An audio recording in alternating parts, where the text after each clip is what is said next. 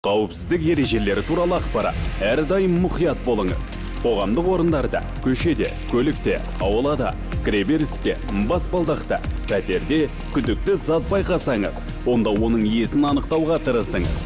Көршілерді, жақын маңдағы адамдарды сұрастырыңыз. Ал оның иесі табылмаған жағдайда, бұл туралы құқық қорғау органдарына хабар беріңіз. Қауіп төндіретін бөтен заттардың белгілері мен сипаты.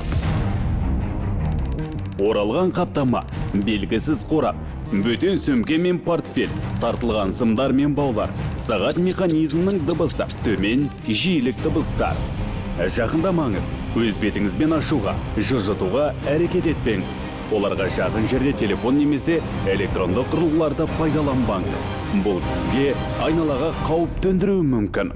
Егер жарылыс қаупі туындап, эвакуация жасалған жағдайда сабыр сақтаңыз. Ауа райына сай киінуді, құжаттарыңызды, құнды заттарыңызды алып шығуды және үйдегі коммуналдық құрылғыларды өшіруді ұмытпаңыз.